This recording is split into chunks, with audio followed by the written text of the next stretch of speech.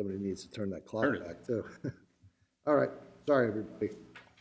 We'll convene the meeting of the Haverford Township Zoning Hearing Board of Thursday, November 5th, 2020. Present at the front table to my far left is Jessica Vitale, a voting member. Seated next to Jess is Ed McGargy, a voting member. To my right, Bill Rhodes, a voting member. At the table to my right, Kelly Kirk, zoning officer. And via Zoom, our solicitor, Bill Malone, and Ken Richardson, who is also a voting member. We have one decision and 3 new cases on the agenda tonight. So let's start out, well, first we'll do the Pledge of Allegiance. Bill, you want to lead us in the pledge? Allegiance to the flag of the United States of America, to the republic which stands, one nation, under God, indivisible, with liberty and justice for all. Okay. The decision is case Z20-18, Sean and Amy Deal, owners of 1322 Annabella Ave, Haverford Town, PA, DC folio number 2201-0008800, who seek a variance from section 182-207C5A to encroach into the required 30-foot front yard setback by a maximum of 9 feet, 8.5 inches for the construction of a 10-foot by 32-foot 3-story addition. The property is zoned R5 and located in the first ward. And before I call for a vote on that, I'm going to ask Ken, if you can hear me. Have you had an opportunity to review read the transcripts on this case? And are you prepared to vote? Yes, I am. Okay. We didn't have a chance to talk in advance. Ed, you want to take the decision? Sure. I make a motion that we approve the requested variance, the following conditions: that it be completed with in 1 year of final approval, and in accordance with the notes of testimony, that the I don't think there was any other conditions that I remember. Well, and I don't presume to know how anybody's going to vote, but if it's going to be an approval, are there any other conditions, Jess, that you can think of, or Bill, or you, Kenny? So Ed has, and he's moving that it be approved. I realize there may not be a unanimous vote on this. So Ed has 2 conditions thus far: 1 year, and in accordance with the notes of testimony.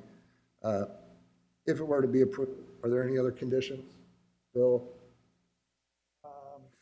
or Jess? I did not. Kenny, do you have any other conditions? No.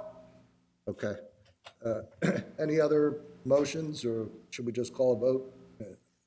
Thumbs up or thumbs down? Okay. Jess, how do you vote? I vote to deny the application. Bill? I disagree with you. Vote to deny. Kenny? I vote to approve. And so do I. That application's approved, 3-2. All right. Our first new case this evening is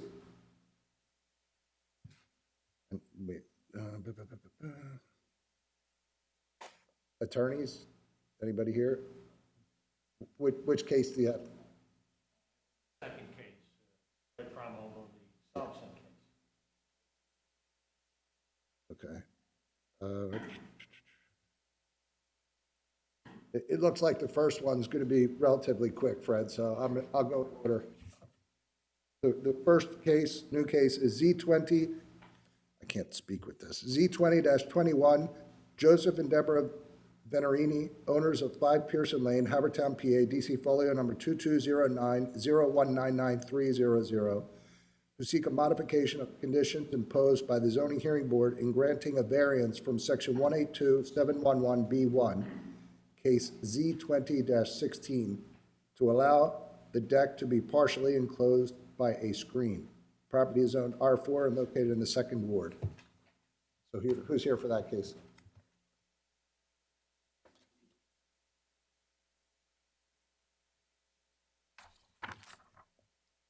And Bill, Standing is okay? Yes. Bill, standing is okay? Yes, it is. Okay, thank you. I guess I'll swear you first. Who's going to be the primary presenter? I will be. Okay, please raise your right hand. Do you swear to tell the truth, the whole truth, and nothing but the truth, so help you God? I do. And your full name and address for the record? Deborah Venerini, 5 Pearson Lane in Havertown, 19083. So I did pronounce your name You correct. did, You yeah. got it. I remember you guys. You got it the first time, too. Okay, and so if you're going to speak, I may as well swear you. Please raise your right hand. Do you swear to tell the truth, the whole truth, and nothing but the truth, so help you God? I do. And your full name and address, please? Joseph Venerini, 5 Pearson Lane, Havertown, 19083. Okay. Tell us a little bit about what you would like to do. Before we do that, I'll identify your exhibits for you, just to speed things along. So there are 7 exhibits, A1 through A7, and please correct me. At the end of this, I'm going to say, do you agree with my description of your exhibits? And then you're going to ask me to admit them to the record. I'll admit them. So A1, zoning hearing board application. A2, decision letter of the zoning hearing board from case number Z20-16 dated 9/4/20. A3, building plans. A4, plot plan, Del Val General Contracting dated September 10th, 20. A5, letter of permit denial dated 7/9/20. A6, building permit application package dated 7/8/20.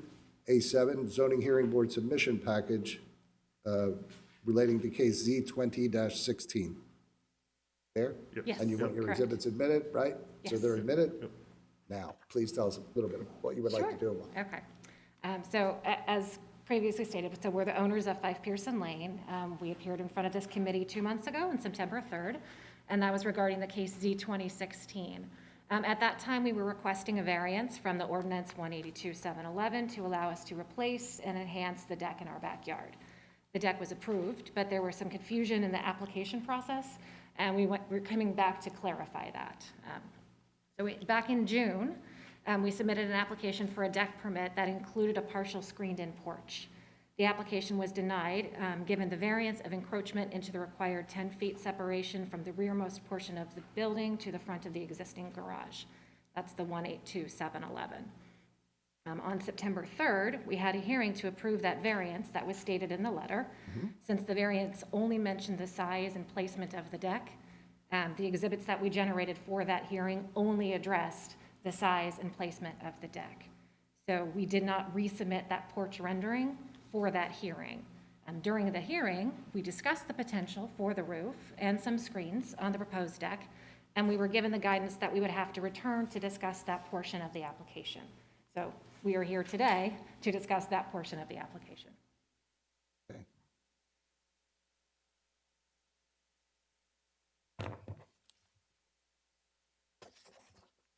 Questions, Bill? I just wanted to ask you a little bit about exhibit 83. Am I- Get the ability to, We'll see. which appears that's to this be one. Yep. side elevation of the portion to be enclosed with Yes. the screen. And just want to make sure I understand, there appears to be sort of an E-wall and then the very top end of what might otherwise be a gabled end. And so it's partially screened, partially hard-sided. Is that effectively, is that the plan? You want me to just grab Paul? We brought our contractor with kind of anything technical. Yeah, so we were I definitely have to- planning. Harry, Yep. please raise your right hand. Do you swear to tell the truth, the whole truth, and nothing but the truth, so help you God? Yes, I do. And your full name and the capacity in which you appear? I am Paul Weckerly. I live at 1501 Steel Road, and I'm the owner of Del Val General Contracting. How do you spell your last name, Paul? Weckerly.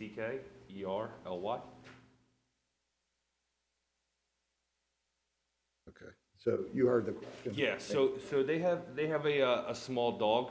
So what we were gonna do was build up out of a hard facade, just the first 1.5 feet of the bottom, just so we didn't have to worry about the dog running through the screen in the bottom half. Okay, so there's sort of an 18-inch, call it knee wall or whatever you want to call it. and then there would be a sill on top of that? Yes, sir. Or a plate, right? And then you'd screen up to essentially 4 feet of screening, which, Will actually be a little bit more because yeah. it's about 8 feet is gonna be the underside of that gable right there. so this isn't quite to scale, this is, No, it's not to scale, no. okay. And then, so the upper depiction, is that with the roof sloping, that's sloping away from the house? Yes, So this is like a side elevation? Yes. Of it, okay. Yeah. And then, that would walk out onto the uncovered deck. Okay, and so at the upper part of the side elevation closest to the house, where it's integrated into the roof line of the house, that would be some hard siding there too. yeah, Is that right? Okay. And that's 3 feet sloping down to 0? yes. Okay, or 2 feet, or, is that right? Yeah, it's actually gonna be a little bit more because it's a 3-pitch, so it's gonna be about 36 inches. Okay. And then with a full hard roof, correct? And then the only other construction here would be vertical supports separating the screen panels. Yes. Is that right? And it's largely the same all the way around? All three sides? All 3 sides are exactly the same. And no other doors or anything like Nope. that? Nope, just one door coming out onto the porch and then, leading off to the stairs of the deck. Yeah, and then the original conditions were,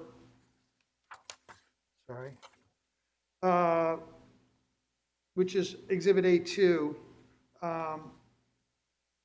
There'll still be no other no other utilities except electricity, is that right? Yeah. Correct. Okay. And so what will be the total height at the front is 8 feet. I see that on your depiction. And the total height against the house, how? The total height in the back is going to be roughly 11 foot 3 inches. Okay. That's accounting for roofing material and plywood.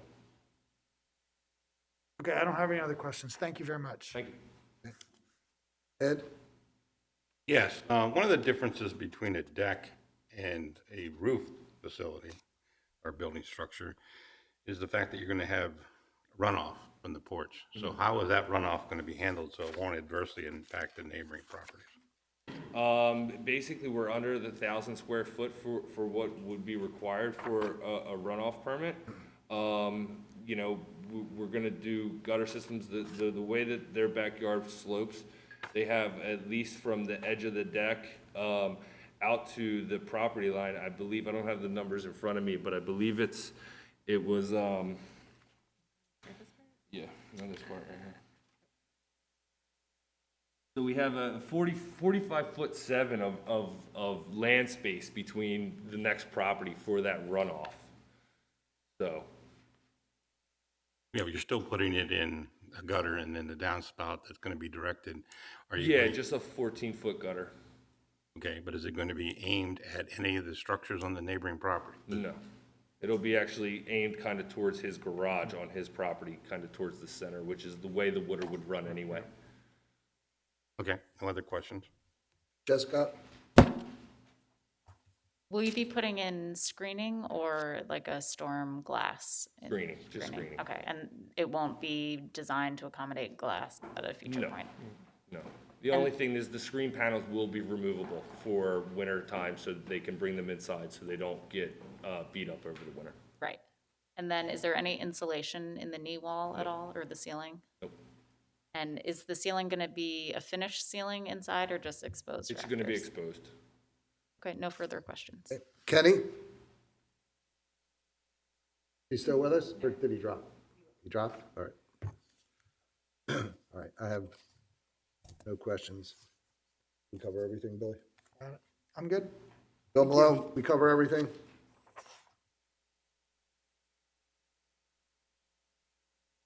Bill, take us off of mute. There is a little bit of a delay, so we might just be hearing us now. Say that again? I think he asked if you had any questions, Phil. No questions from me, no. Okay. Anything else you guys want to add? No, I'm good. Hold on one second.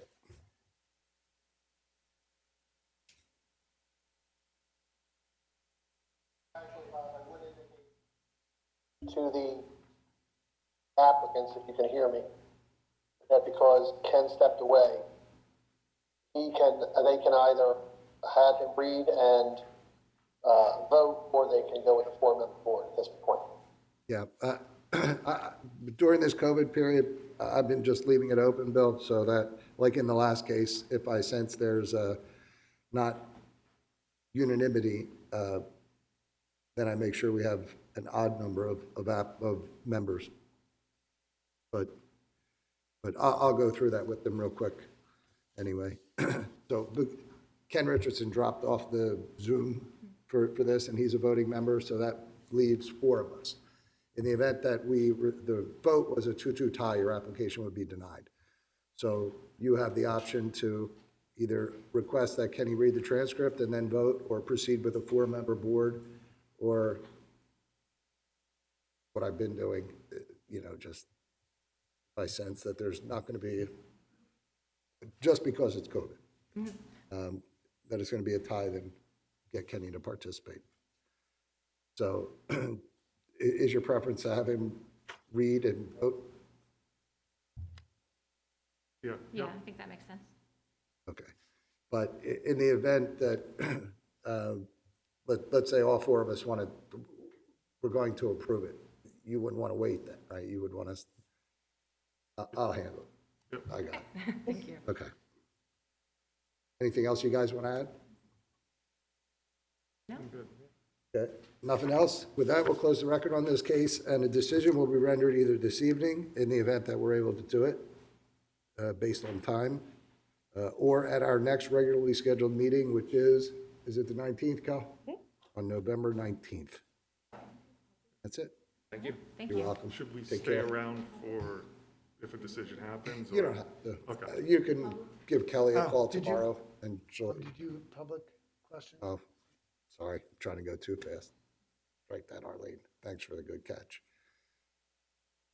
Is there anyone present that received certified mail that wishes to testify in this case? Anyone present that received regular mail? Any other residents of Haverford Township?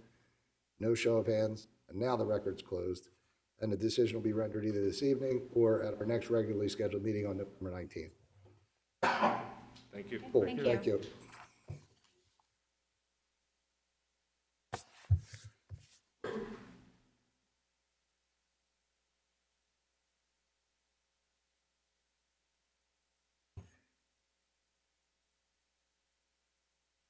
Hey, Kel.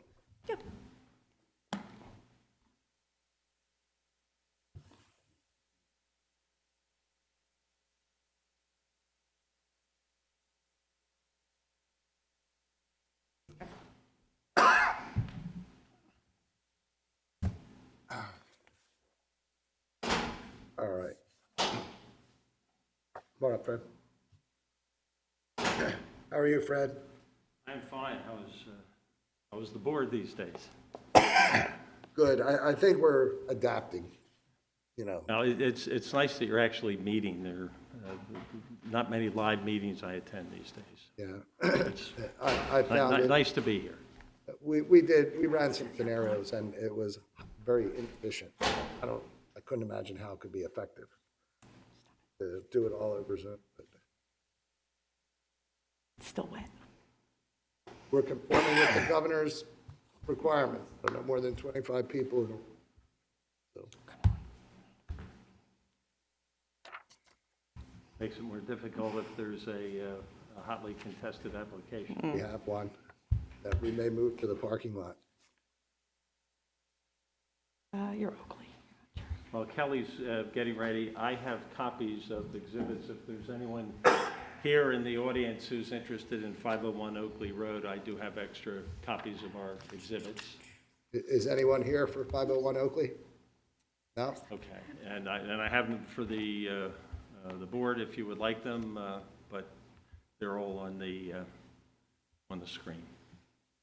I mean, part of our protocol is to only have them on the screen and not be handing exhibits. I understand. You're just gonna go back and forth. To only have them on the screen and not be handing exhibits.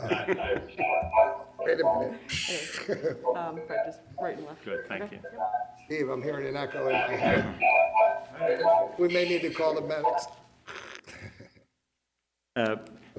Good evening. Let me read the description in front. Z 20-22, Arthur R. G. Solmson Correct. Jr. and Julia H. M. Smith, owners of 501 Oakley Road, Haverford, PA, DC folio number 220500734000, who seek a variance from the provisions of section 182203 and/or section 182802 to permit an existing two-story non-conforming accessory structure to enclose the existing 11-foot 2-inch by 25-foot 2-inch canopy and to renovate the structure for parking, storage, and living space without kitchen facilities. Property is zone R1A and located in the 5th Ward. So now, Fred Frommel, for the applicant, right? So Yes. your appearance is entered. And you have these exhibits that were pre-marked. Thank you. Yes, we have pre-marked A1 through A10. Okay. And as the Do you chairman... want to identify them all front, Fred, or do you want to do it as you go? It's up to you. I'll run through them just quickly because I think most of them we can go through quickly. I'll have witnesses testify and describe a couple of them to you, but we'll try to make this an expeditious presentation. As you had read, this is an application for a variance. The property is at 501 Oakley Road, not far from the Lower Murray Township border. It's adjacent to Haverford College off of College Avenue, up closer to Lancaster Avenue. This is an older property, as you'll hear. It dates back to the 1800s, a beautiful single-family home and an accessory building that is in the back left corner of the property. And the application, if approved, would allow the owners, Mr. Thompson and his wife, to renovate that accessory building and use it in connection with the home as part of the single-family home, as indicated in the application, not for a kitchen. There would be no separate rental of the property to any third parties, but it would be used as space that is auxiliary to the existing home. I have two witnesses whose testimony I'd like to present to you this evening, Mr. Thompson, the owner of the home, and Kevin Rasmussen, who was an architect who had been engaged by our client when the property was acquired back in 2010, and there have been renovations to the existing home, and now finally, with attention turned to the accessory building in the back, it is hoped that that can be restored, improved, and continue to be preserved as part of this site. In going through the exhibits, we have the deed to the property, which has been marked A1, which demonstrates the client's ownership and standing in this case. We have Exhibit A2, which is a Yerkes Associates survey of the property that was made back in 2010, and it shows the location of the property at the corner of Oakley Road, and I guess it's Railroad Avenue, I'm sorry, in that particular location. And it's oriented so that to the top of the plan is to the east, to the left of the plan is to the north. So the garage in question is in the back left corner or the northeast corner of the lot. And you can see on that plan there's a driveway that leads from Oakley Road all the way to the rear. The garage dimensions are indicated on the next plan, which is a site plan more recently dated October 19th, 2020. This is A3. This is a Rasmussen Sue plan, the architect's plan that was based on the Yerkes survey, and it shows the home with some of the renovations that were made to restore the house and its exterior after it was acquired by our client. And it also shows the garage that's the subject of this application in the northeast corner, or the rear left corner as you're looking at the plan. And you'll see that the garage has its building element within the walls, and that area is noted on the plan as and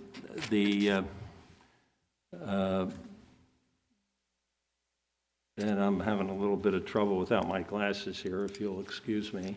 The area of the garage is 606 square feet, and it has a canopy, and you'll see it in the photographs, that extends out in the front of the garage of 284 square feet.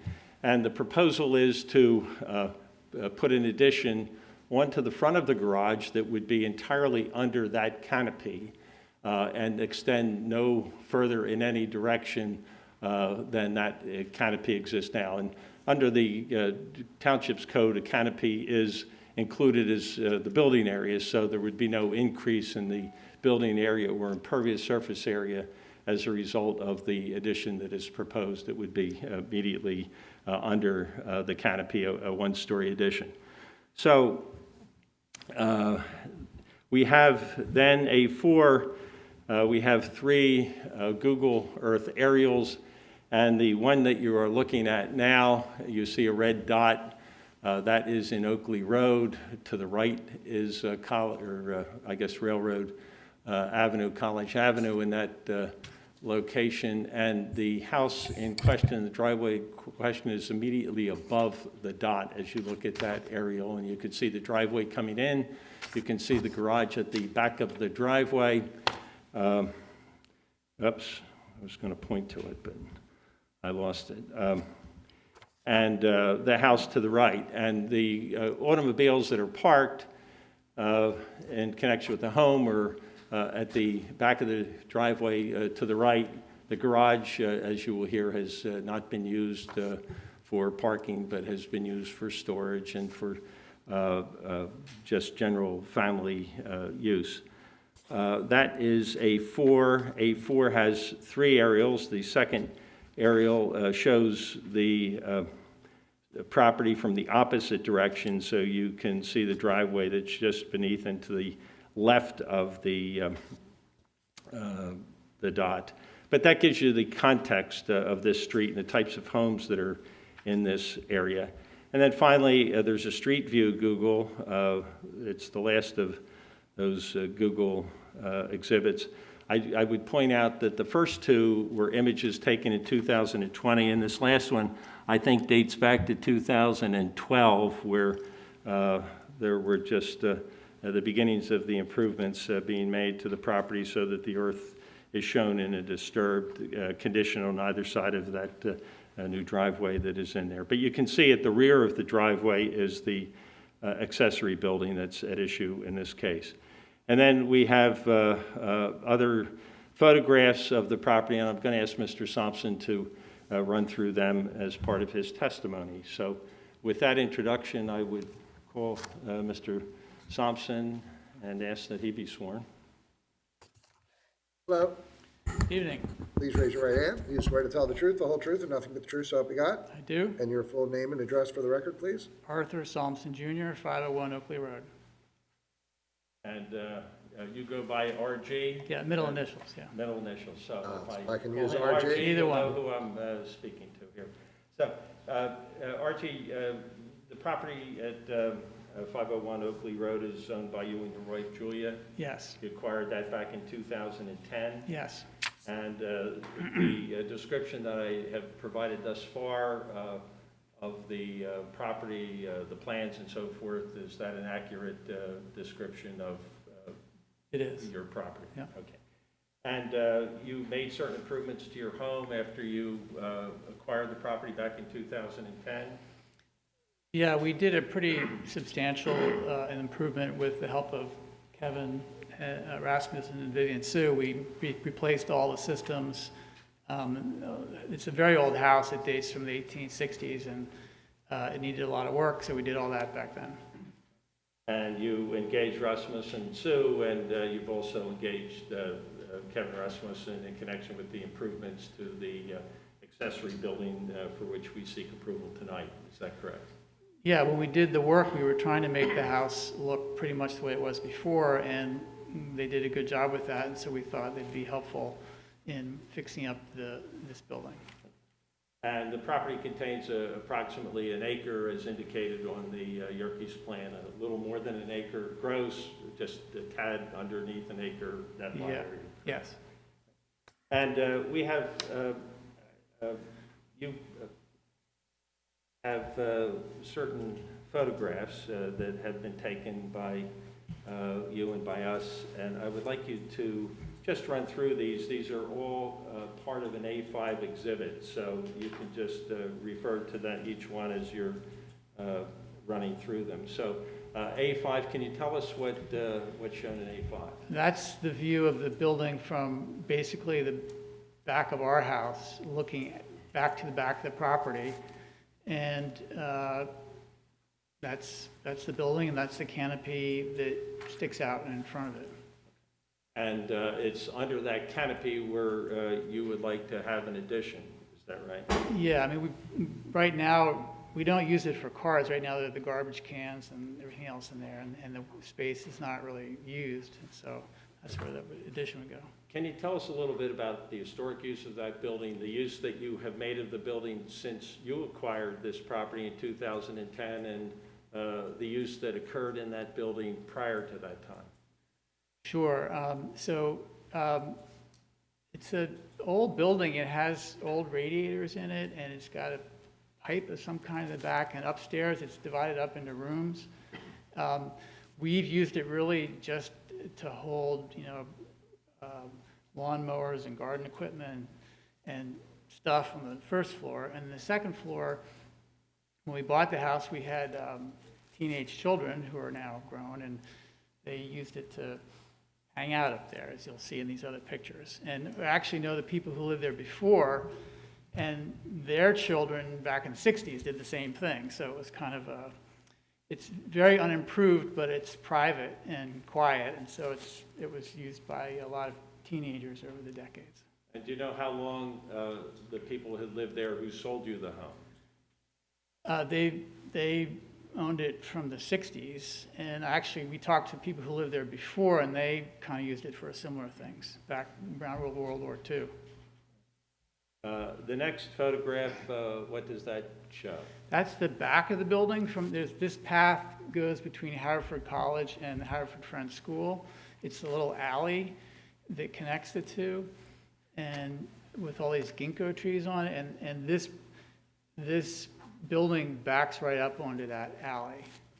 And right up against the rear property line is indicated in the plans that have been marked. It's right, I think the building was probably there before the property line was there, but it is right on the property line. Now, in that photograph is a building that appears more to be of a shed type building. Is that on the neighboring property? That's our neighbor, and it's, yeah, right next door. And that really joins up to your building at the property line. Yeah. And the next photograph that shows a door, what is that? That's from inside the building looking out on the driveway with one of those big old doors open there. And it shows some of the storage that is in there now. Yeah, it's kind of messy, but that's a And how many honest bays picture of it. are there like the one that we're There's looking at 3 now? sets of doors like that. And this one is the furthest to the left. Closest to the house. Yeah.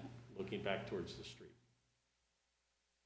And the next photograph shows storage, rakes, cans, buckets. There's a side door that goes off to the other side of the property, and there's radiators and windows in there too. So it was divided up for various reasons on the inside. This picture shows the second floor, and there's some kind of stack. I don't know what the stack was for, and insulation. We didn't put that there. That was there. This is the second floor. This is a radiator up there that was operable at some point. So there is water that is running there. Are there currently any bathroom fixtures in the building? No. That's one of the things that We want to put them in, yeah. Right, and the next photograph shows what? This is the second story of the building, and this is one of these little rooms that was up there when we bought the place, and this shows teenager activity. Okay, Lesko's Corner there. Okay, and have you ever used this building that we have been talking about to park your family vehicles? No. For any vehicular parking at all? None. Right, and those... Bicycles. Okay, and those vehicles for your family park where, and how many cars can be parked in your driveway? Well, when we did the work in 2010, we put in 2 parking spaces right by the back door. There's another parking space in the driveway, and you could fit comfortably another 2 also in the driveway if you That had would to. be in front of this building? Yeah. Have you spoken with any neighbors about this application? Yes, we spoke at length with our neighbors next door and showed the plans to them. And we talked also to our neighbors across the street and showed them the plans. And we also emailed all the neighbors on the street. And you have letters from your neighbor that's immediately next door that sides up to your driveway, and the neighbor that is immediately across from your home? Yeah. That neighbor that's on the corner? Well, no, it's Or the the building one that's in. kind of a green, has a green looking The roof. green, so Yeah. it's the first house in Yeah. from the corner Yeah. there. Yeah. And have you notified all of your neighbors, and have you received any objection from any neighbor? No, I think everyone's thrilled that this old building, if we get approval, will get fixed up. And we have marked as A10, I believe, the 2 emails from those neighbors. I don't have any other questions of, So Fred, you marked those together, right? I marked them together, yes. So just for clarity, the first email is, so A10 is comprised of 2 emails. The first one is from, is it Amanda Birch? Yes. Amanda Birch. Amanda Birch. Sorry, Arlene. And where is their property in relation to yours? It's contiguous, it's right Next door? next door to our property, yeah. And the other email, 10, is from, well, that's your name at the top, Claudia Sauerteig? Yes. Wow, challenging names. Sauerteig? How do you think you spell it? Sauerteig. But she has to spell that every time she gives it to someone. And where's her property located? So it's across the street, basically looking right down our driveway. It's right by that, the red dot on the It's screen. right beneath the red dot, the second house in from the corner on the opposite side of the street. Yeah. The other building is owned by Haverford College. The corner property. Yeah. And were any neighbors opposed? No. Okay. And you say that's it for you, for Yeah, this I don't have witness, any other or? questions of Mr. Thompson, or does? Yes? What was the intent to having a full bathroom both on the first floor and the second floor? Well, on the second floor, it's really, our children are older now and getting married, and we want to have a space when they come back, they can have a guest room and some privacy, so they need a bathroom there. On the first floor, there's kind of 2 things going on. One, my wife is a gardener, and so there's going to be kind of a potting shed type of thing. And then I'm retired now, so I'm going to have an office there, and I want to have a bathroom that I can use without going onto the house, and also just a place that the house is our main house is very old, and so the only bathroom on the first floor is a little, what do you call it? It's tucked in underneath the stairs, so it's very small. It's hard to get to. So if people needed to go wash up with their hands or something, or dog or something, if we're having a bathroom upstairs, it makes sense to have one downstairs. Thank you for asking that, because I failed to do that, and I had intended to.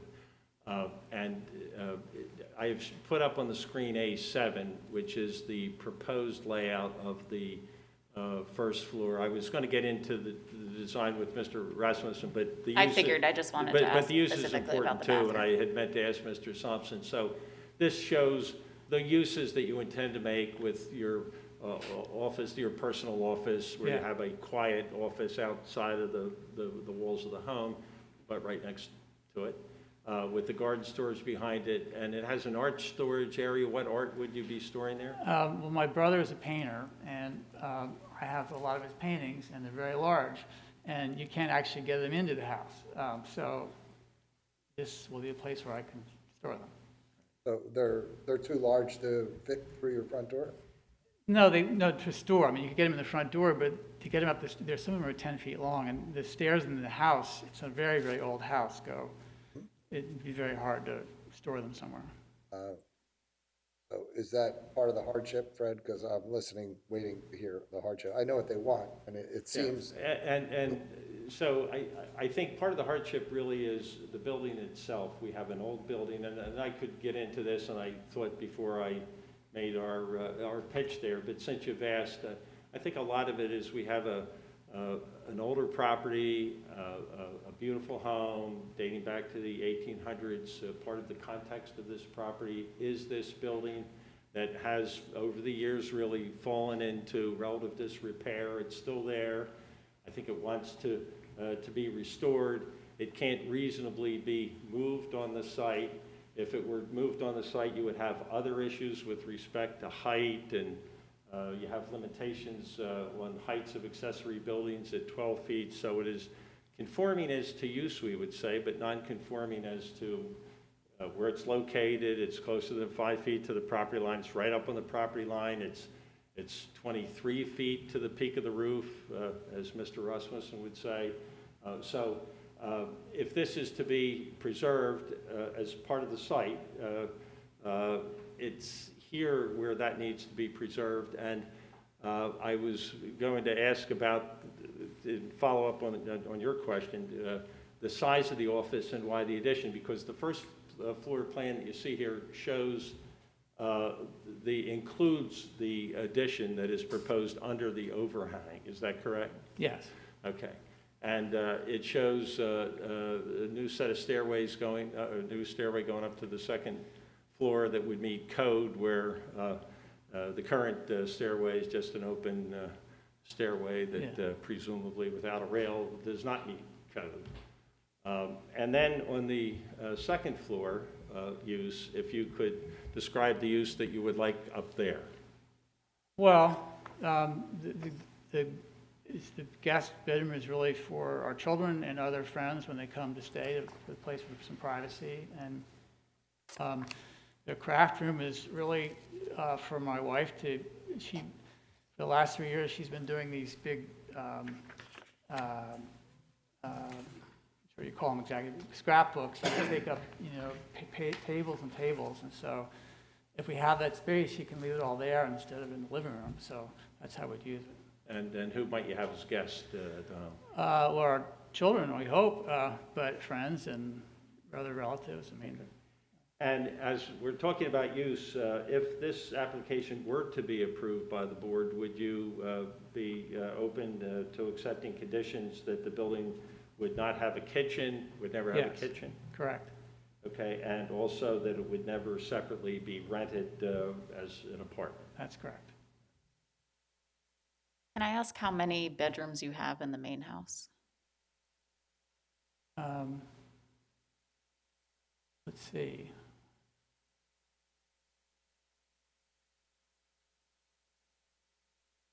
Five. 5 bedrooms, and how many bathrooms?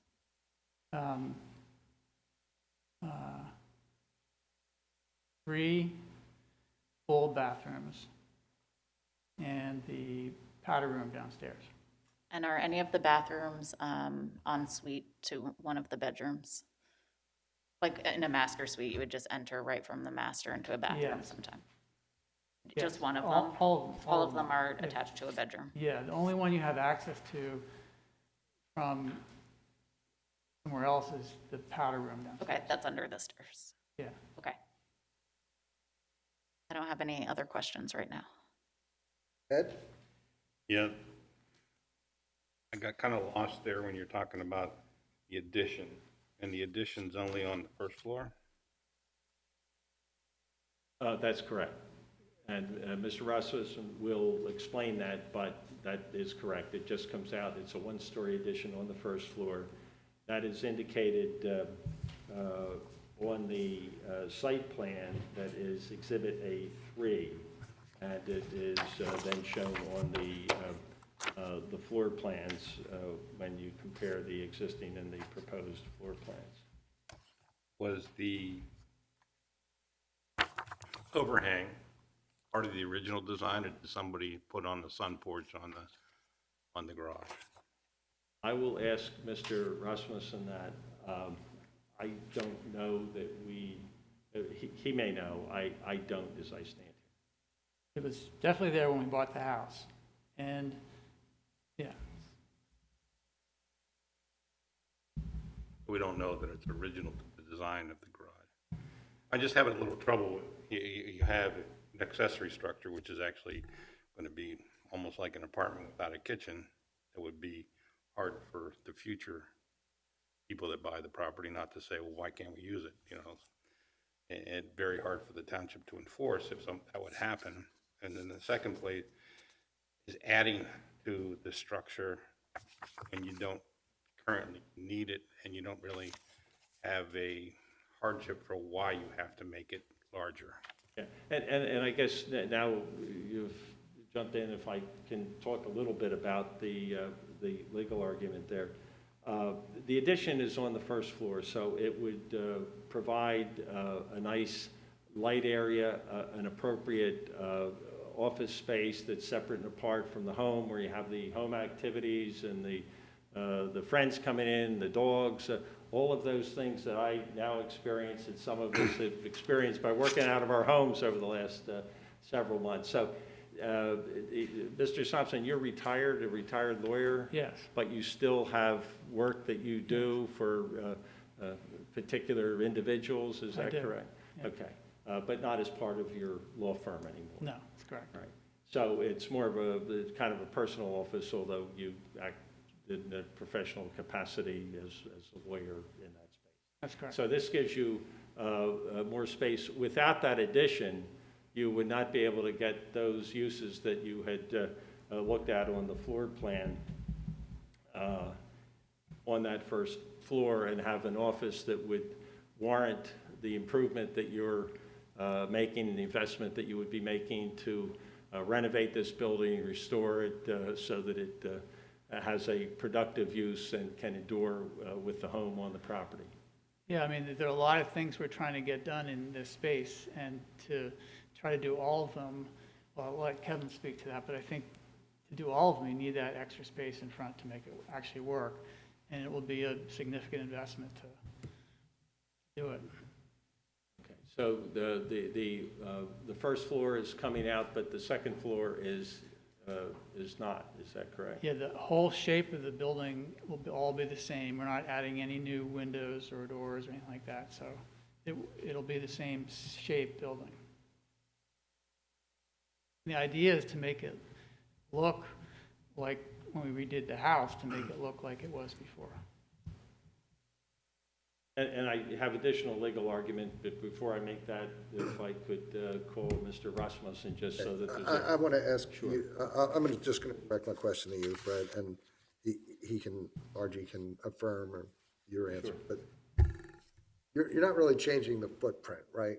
You're going to use the existing overhang and Yeah, it will close be, that? the addition, with that overhang and open area that you saw in front, Right. the addition will be under that. It will be as if if that were a porch, it would be enclosing the porch. Yeah. If you have this, Yeah, it's those, to the left there, right, you're just really enclosing that. with the glass, and you'll see that in the rendering. If you look at the rendering, there it is.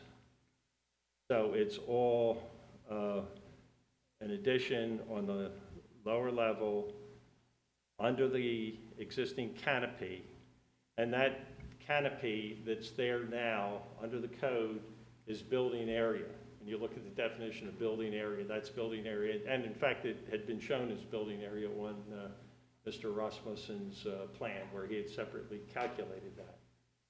And I think it will become relevant as I talk to you that the building area of this accessory building is less than half of the building area of the home, which is one of the requirements for a building to be an accessory building.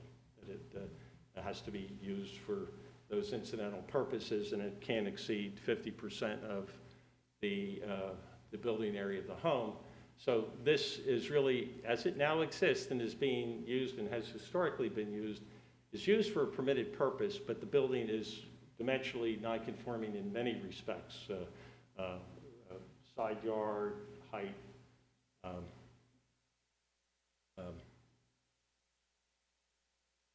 then there is a provision in the code that I think is applicable here.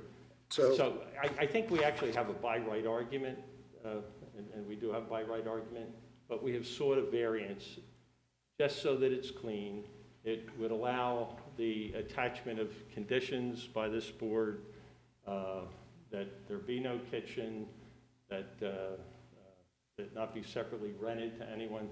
This is to be used exclusively as part of the property, as part of the home, as just a little hideaway, if you will, and accessory use for the gardening.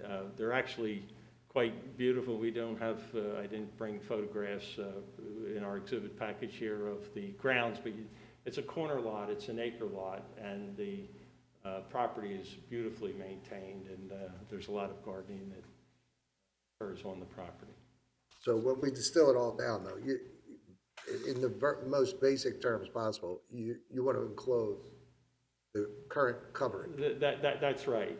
Now, I think under certain cases, the Yoakum case, under the Borough of Ingram case, those are by right, and I've got that law that I can leave with you. So I think there's a by right argument, but there's always that question when you're talking about Yoakum as to whether the facts of any particular case might require variance because everything is fact sensitive. But since this is entirely under the building, existing building, as defined by the code, it's not the same as the rest of the building. We acknowledge that. It's a canopy, but it is considered the building as far as the code's concerned, and part of the building area as far as the code's concerned. So I think there is a by right argument under Yoakum, but we have, having spoken with Kelly, we've filed the application for the variance in order to accomplish this. Okay. Bill? Mr. Thompson, the home office, how will you plan to use the home office? You'll have telephone and the ability to conduct, a retired attorney's practice. And what's the nature of your practice? I'm a trust and estates lawyer, so I have clients who they wouldn't come there, but I have a lot of files and a lot of private material and a lot of calls to do with people, and so that would be the obvious place to do it. And do you still probate cases and handle that, or do you largely write wills and? I mostly deal with people whose problems we solved a long time ago, and then we're trying to still keep them solved. Right. So, And so you don't plan to have clients who come to visit your home office? no. And would you agree to that as a condition? Yes, except to the extent many of them are friends, and so friends might be there. So, so it's hard to make that distinction sometimes. Okay. Do your friends pay legal fees for your, Some of them, yes. some of them? Okay, But it's a very small number of clients, and how many of your friend clients might come by your house to get some legal advice? How frequently? And I mean, how for many? example, that we might have there might be a trustee meeting or something that a couple people would come to, but, or be on the Zoom call for or something. Bill's an attorney, so he gets it. Yeah. That's- Yeah, and I'm just trying to understand what your sort of expected use of, because an accessory structure, it would not typically have a use that's different than the principal structure, and now we're talking about a home office. Okay, I'm going to save a couple other questions for the architect. Mr. Frohnau, a question. Several times during your testimony, you referred to this as a garage. Do you want to clarify that for the record? Well, let me say, it isn't a garage as defined by the code. It has what you would consider garage doors on the front of it, but it is not a garage. Under the Haverford Township Code, a garage is used exclusively as a building for the storage of motor vehicles. Right. Motor vehicles aren't stored here, haven't been stored here. It is not used for that purpose. It's not only not used exclusively for that purpose, it's not used for that purpose at all. But in fact, if you look at those aerials, you'll see that there are a lot of accessory buildings on these larger properties right in this area, which is not uncommon in Haverford Township. They have beautiful detached buildings that are used for a wide variety of purposes. In fact, I was told about 3 years ago by an architect that had read a study that there are only about 10% of the garages in the United States that are actually used for the parking of vehicles. So people do all kinds of things in their garages. But this garage has not been used for that purpose, so it's an accessory building. But whether it was a garage or accessory building, in either case, it would be dimensionally non-conforming to the Haverford Township codes, both the setbacks and the height. Right. But there are different height requirements for garages, and you know all that. I mean, and I just say, that in the neighborhood, people refer to it as the garage, but it's never, in modern memory, been used that way. Right. Historically, I presume it was used to store carts or maybe a horse, but depending on when it was built. Well, I'll ask the architect about how old it really is, but yeah, I just wanted to make sure, because in your testimony, you were going back and forth between the two terms, and they have different meanings in our code, and I wanted to clarify that we're not talking about a garage here. I appreciate your pointing that out. Thanks. Okay. I have a question for Malone. So I just texted him and told him that we'll step outside and call him on speakerphone. So how about if we do that, take a few-minute recess, we're going to step outside and have a little call with Bill Malone, and then we'll resume. We go off the record? Here we are. Okay, we'll resume the meeting of the Haverford Township Zoning Hearing Board. Bill, do you have any questions, additional questions right now for RG? No. Ed? No, I don't. Jess? No, I don't. Okay. Go ahead, Fred. Yeah, thank you. Just 2 points I'd like to make that came out of the discussion that we've had here with the board. The possible seeing somebody in that, quote, office in the accessory building would be not really anticipated, and that being the case, Mr. Thompson would be totally agreeable to a condition that there would be no client or business visitor or anybody else that would be in that. It would be just purely his personal office, and would accept the condition, number one. Number two, and I understand the concern, and that was one of the things that Kelly had mentioned when we had discussed this in the first instance, the enforcement question that had been raised. You know, obviously, it would be in a condition that would be crystal clear if the board were to approve the application. But in terms of notice, I had suggested would be comfortable, and Mr. Thompson is comfortable, we can record the decision of the board so that the decision would show up in any title report that any purchaser of this property obtained, so it would be a notice of that decision in a recorded document, so it wouldn't be missed. It wouldn't be a situation where somebody came and purchased the property and could claim, I wasn't aware that there were these conditions that were attached. So I think, frankly, as a seller of a property, you'd want to provide your buyer with a copy of that decision, but putting on record removes all doubt as to whether somebody saw a document. I do have one other question. Go ahead, Ed. It came up when you started to talk there about the issue of, this has a radiator, but it doesn't have a furnace. There's not one there now. There's a stack in the back, and there's like the old piping for steam heat, that has the thing up in the top where the steam goes. So there was heat there at one point, but we've never heated it, and I don't. There's nothing there that would feed the radiators right now. Okay, my concern is, and whether you would accept the condition that the heating and air conditioning unit would not be placed on where you don't have adequate setback. Can that be done in the yard side? Our architect is nodding affirmatively. Okay. All right, and no other questions for RG? Go ahead, Fred. All right, thank you. Kevin Rasmussen? Good evening. Please raise your right hand, Kevin. Do you swear to tell the truth, the whole truth, and nothing but the truth, so help you God? I do. And your full name and the capacity in which you appear? Kevin Rasmussen from Rasmussen Sue Architects, the architect for the project. Kevin, you are an architect registered in the Commonwealth of Pennsylvania? I am. Okay, and we have marked your CV as Exhibit A9. Could you give the board a very brief overview of the type of work you do as an architect?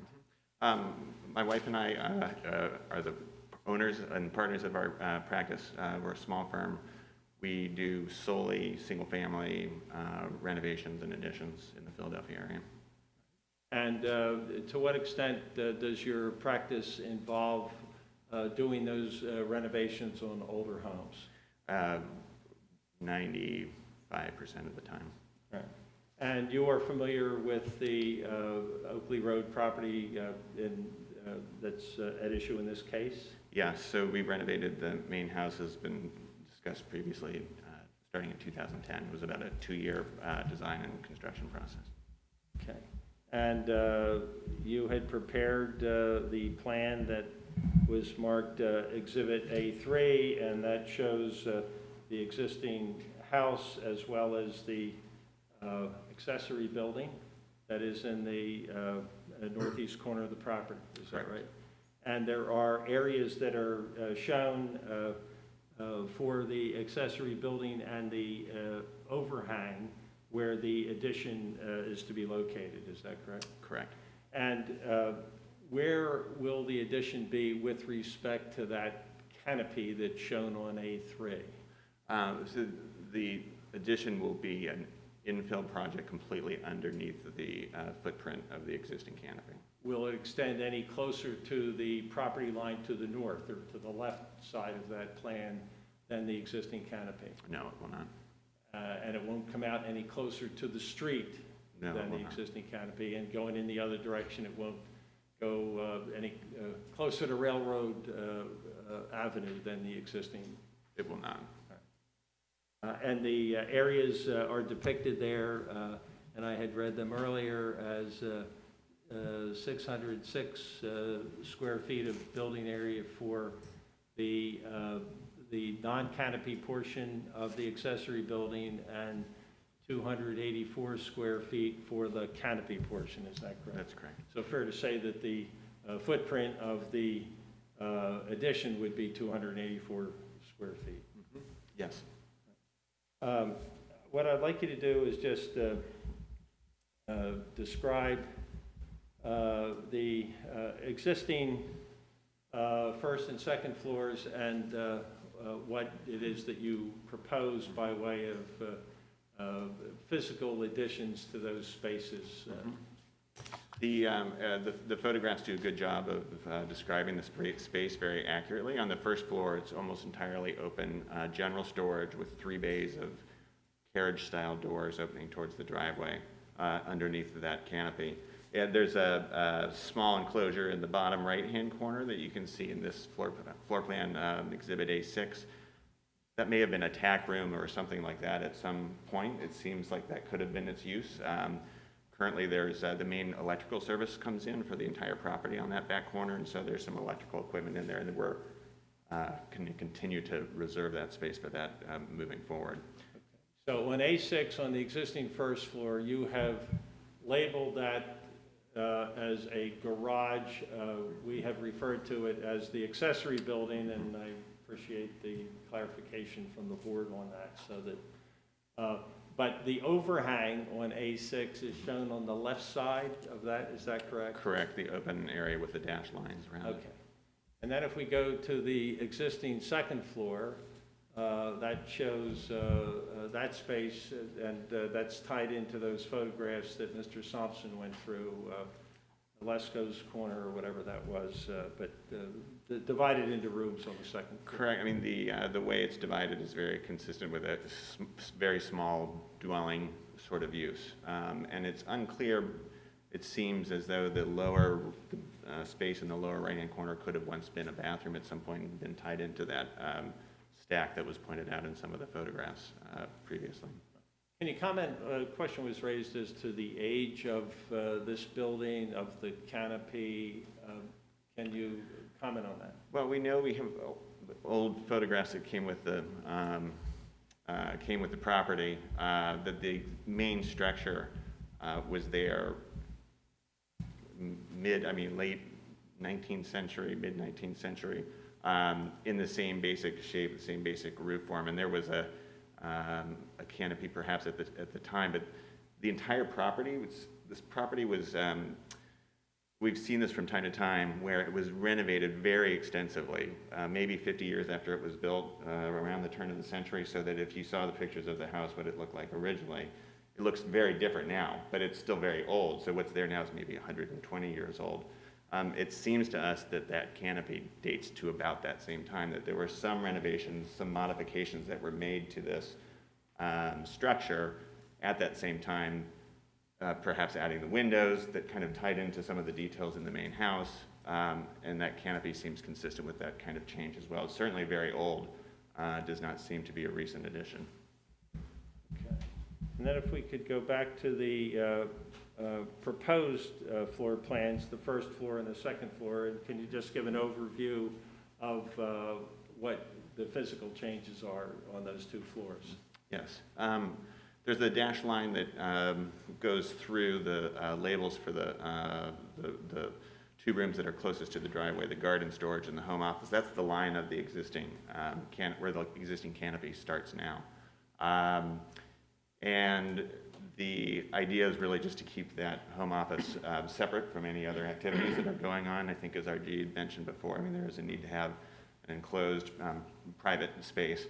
So there's a little bit of circulation involved, so there's a little bit more footprint that's required to get that to work, and in order to be able to access the upstairs area without disturbing the home office.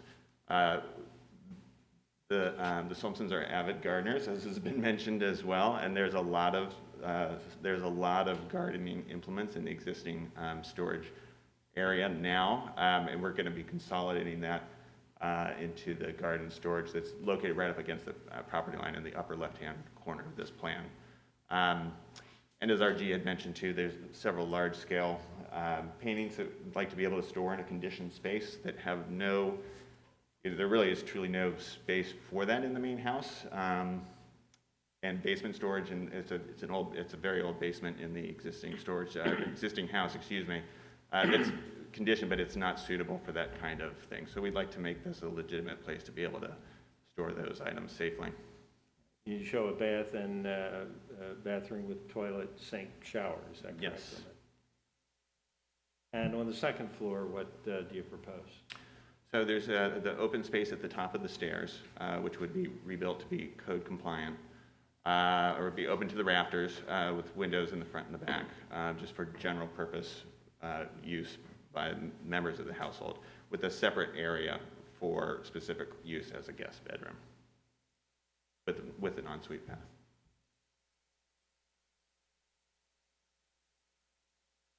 The area to the left of those of that floor plan with the horizontal lines is the roof of the existing canopy. All right, now we have marked Exhibit A. Can you tell us what we're looking at there? So this was a photo collage that we prepared just to show the concept of the enclosure of the canopy with very open, transparent door, steel, and I believe that particular one is, is steel and glass enclosure, just to make it as light as possible to distinguish it a little bit from the rest of the structure.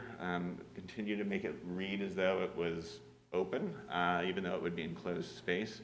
And it's a concept that's not exactly what it will end up being like, but it accurately shows the amount of transparency that we hope to achieve with the renovation. In looking at that building and based on your knowledge of that building, would it be feasible to move that building from its location as close as it is to the property line to another location on the property that would meet the setbacks? It could be challenging, if not impossible, to move that structure elsewhere. And could you tell us why? The structure is really not in great shape. I think that's part of what's driving this renovation.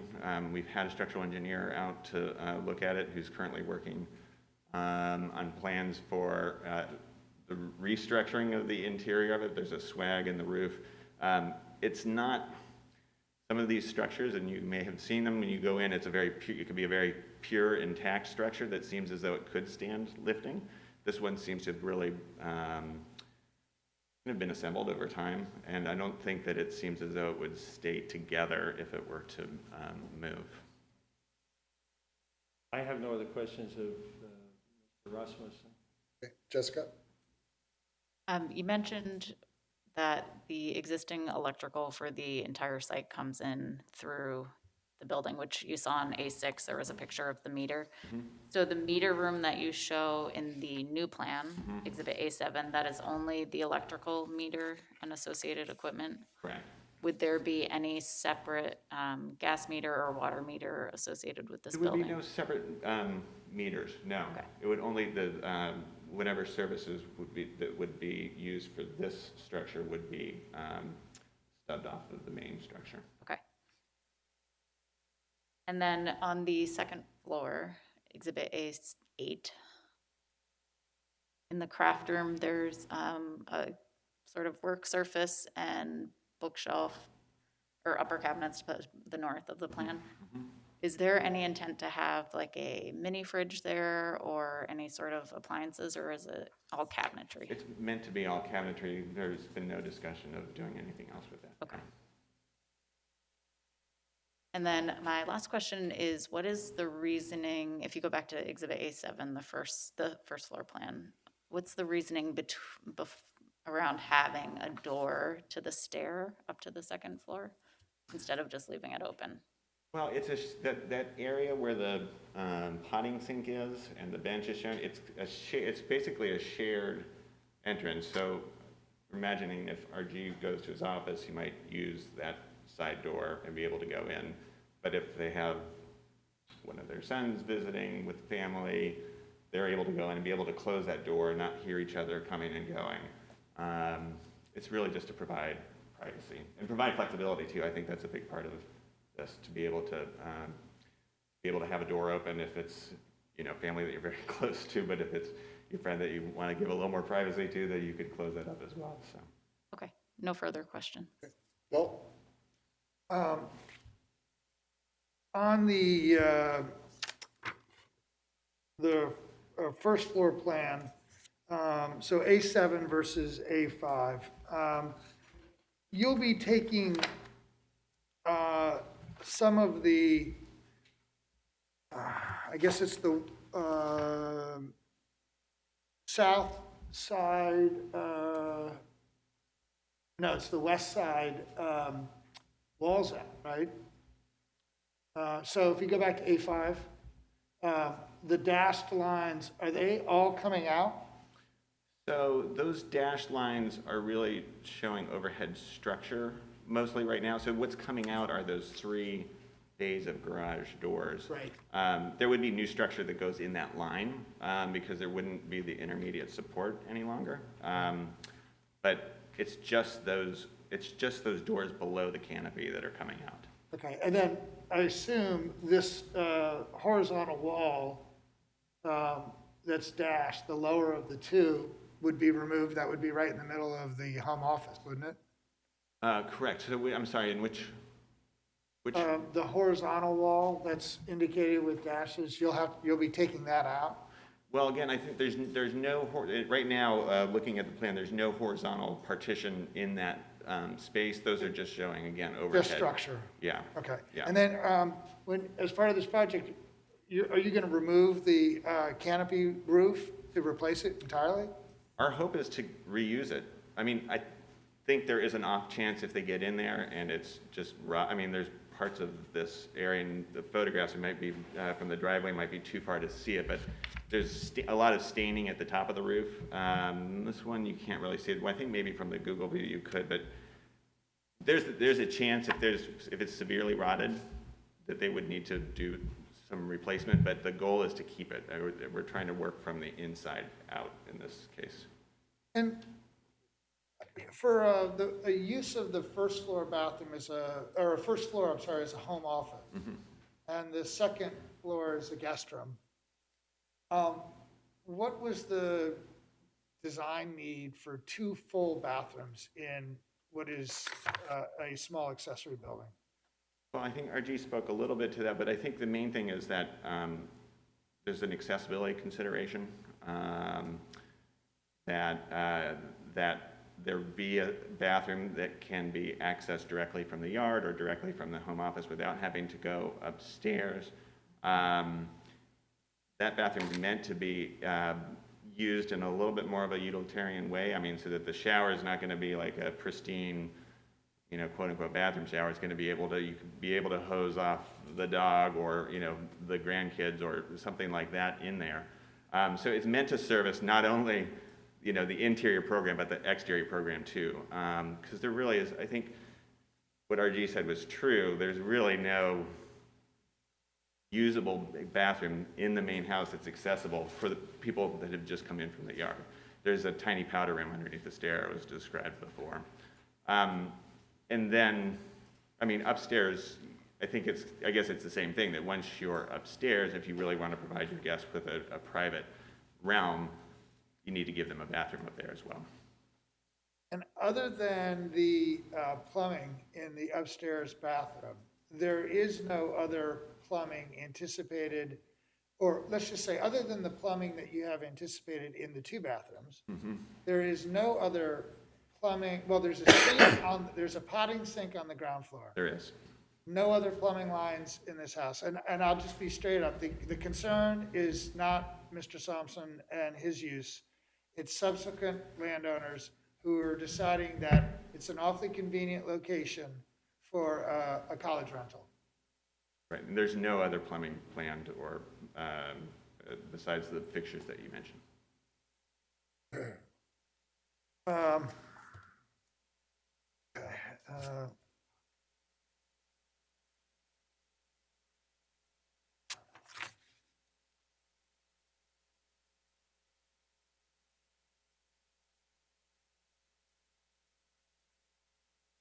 The exterior of the building, you got, as part of this process, it looks like it's stucco.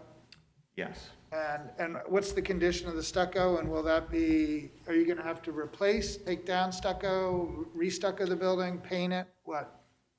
The stucco is not in great shape. It's probably not original, just as it was not original in the main house. It matches the main house. When we did this in 2010 for the main house, we ended up looking at many different options, and in the end, it made sense to mostly replace the stucco. I'm not necessarily sure that that's going to be required here, but there could be replacement of the stucco in this case. Right, and then as far as fenestration, on the alley side, we have windows that are painted a separate color, on all these other sides they're not. Are all these windows the same era, and are they going to be retained, or do you have to replace those? The windows would likely, well, again, at the main house, RG and Julia really wanted to keep the character of the existing windows, and so we repaired them and restored them in place. In this case, most of the windows don't have the same amount of character as they do in the main house, so they may be replaced, but they would be done in the same way that you see now. So if they're 6/6, they'd go back as 6/6. I think a certain number of those openings were original. Maybe the majority of the rectangular openings were original, but there's some more unique arched openings in the gables. I believe those were added at this turn of the century renovation to make it tie in again with the architecture of the main house. Yeah, I have no other questions. Thank you. Ed? No other questions. Great. Thanks, Kevin. Thank you. Thank you, Mr. Chairman. I don't have anything further. Just a final comment. We have requested variances under the applicable code sections 203, which is the R1A, dimensional provisions, as well as 802, which are the non-conforming use provisions. I would point out that in 802, B3, there's language that says if a building or structure is conforming as to use, which I believe this is an accessory building, as accessory building is defined in the code, and I'll go back to that in a moment. But if it is conforming as to use, but not conforming as to area and bulk regulations, which this is, or all street parking requirements, which is not applicable, the building or structure may be enlarged or added to, provided the enlargement or addition complies with the area and bulk regulations, and the existing building and the addition complies with the all-street parking regulations. So the question would be whether the addition complies with the area and bulk regulations, and that would depend on exactly how you would interpret that language. If you interpret it consistent with the Yoakum case and the Borough of Ingram case, and the Borough of Ingram case said when you have a building that is not conforming to the front yard requirement, it creates a new front yard setback, so that they permitted a new garage building to be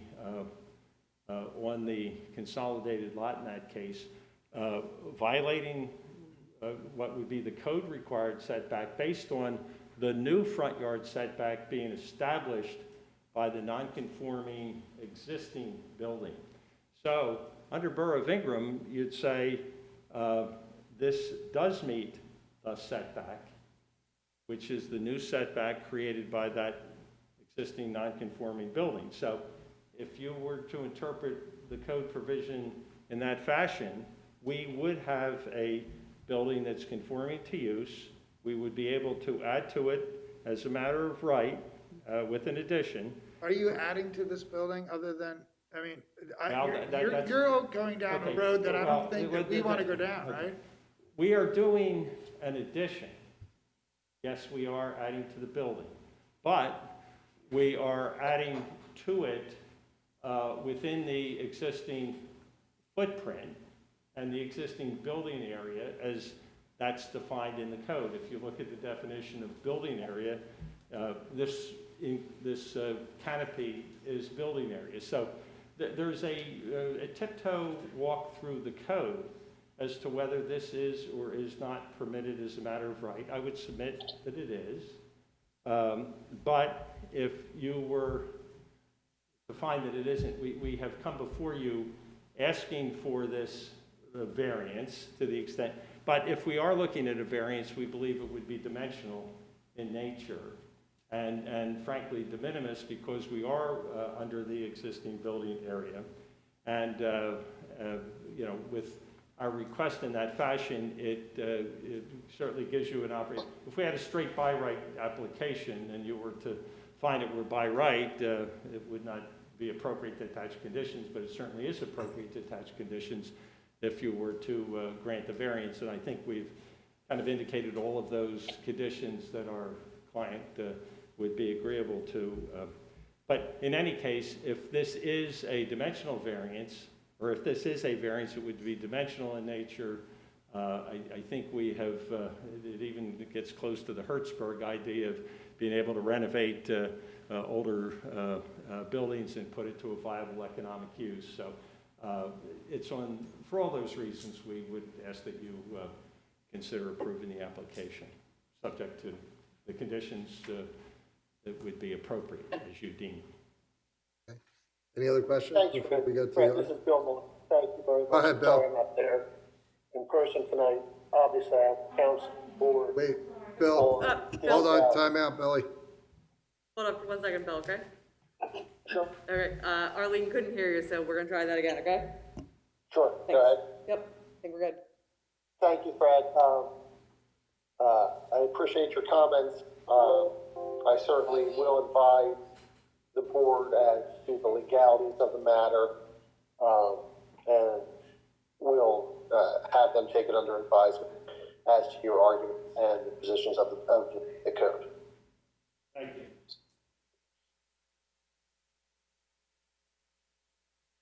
All right. And I would move for the admission of all of our exhibits. All right, they're admitted.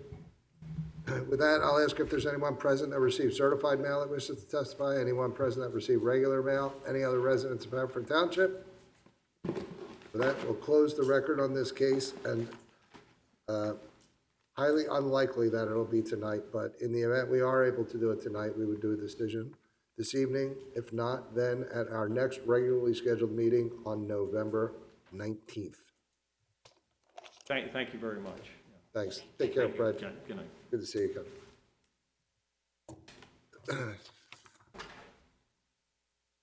All right, Jess, you ready to make a decision? Thank you. Okay. So, yeah. So, I see that Joseph and Deborah waited, so if you are all prepared to do the decision, I would suggest that we do it. Jess, are you prepared to vote on this case? I am. Ed? Yes. Bill? I am.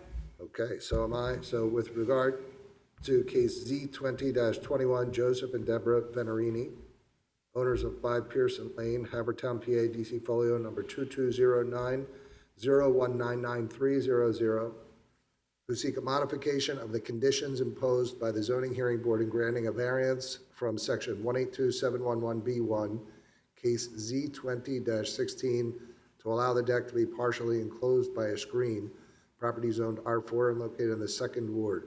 Jess, would you please take that decision? Yes, I make a motion to approve the application with the following conditions. 1, that no glass will be installed. It will be screening material only, and no provision will be made in the construction to allow for installation of glass in the future.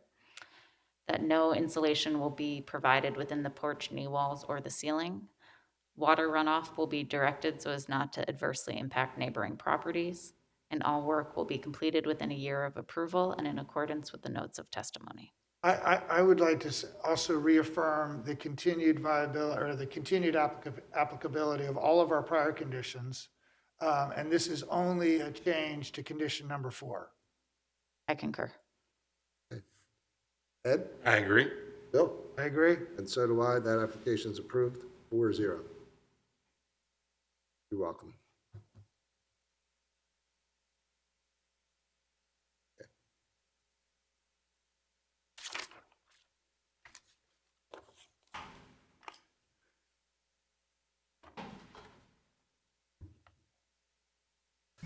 All right, our next case, B20-23, Jessica and Ryan Lazzari, owners of 224 Cherry Lane, Havertown, PA, DC folio number 2203-003790, to seek a variance from section 182206C6A to to construct a two-story addition in the footprint of the existing non-conforming porch.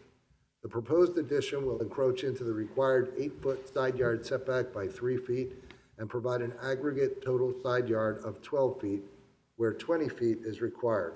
Property is zoned R4 and located in the 3rd Ward. 11, good evening. Hi. Thank you.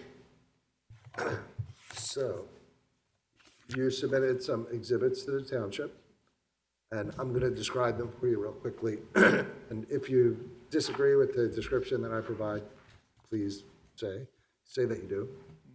A1 is the zoning hearing board application. A2 is the decision letter of the zoning hearing board in case Z.